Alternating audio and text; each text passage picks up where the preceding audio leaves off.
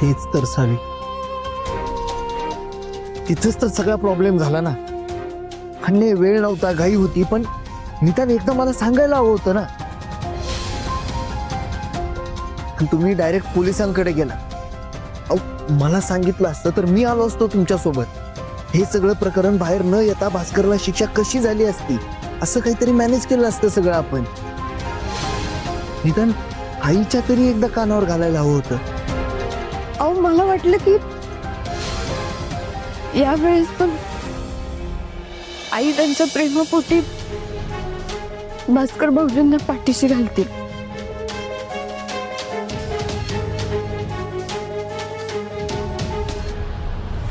घोळ होऊ नये असंच वाटत होतं मला.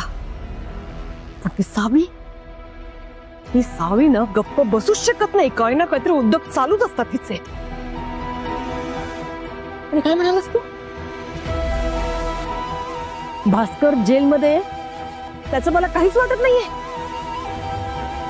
फक्त तुलाच दुःख झालंय.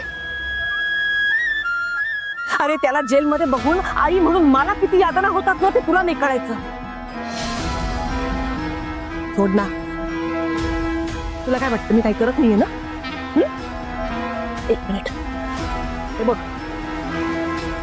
हे बघ भास्करला लवकरात लवकर बाहेर कसं काढता येईल ना त्याची जुळवाजुळव चालली आहे. उद्या आपल्या वकिलांना भेटायचंय.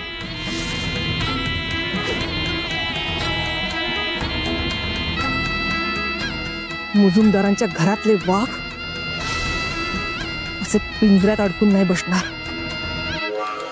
आणि मुळात मी त्यांना राहूच नाही देणार.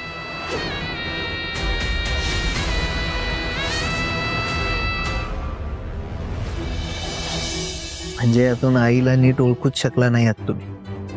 जर पाठीशीच घालायचं असतं तर मागच्या वेळी हे प्रकरण झालं होतं त्यावेळेस आई त्याच्याशी असं का वागली असती. आणि त्यानंतर तिने नीता वहिनीची किती काळजी घेतली हे तुम्ही बघितलंच की.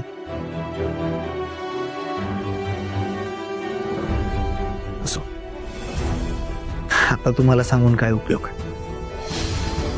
कारण आई लई चिडली आहे तुमच्या. हे सगळं प्रकरण पोलिसांकडे गेलं आणि ते अख्ख्या गावभर झालं. त्यामुळे मुजुमदारांबद्दल लोक काय काय बोलतायत आणि आई काही सहन करू शकते. पण घराण्याची बदनामी कधीच सहन नाही करणार. असो, तुम्हाला सांगून तरी काय उपयोग आहे म्हणा. तुम्ही थोडी ना तुमचा हट्टीपणा सोडणार आहात. सॉरी, खरंच सॉरी. मी प्रॉमिस करते की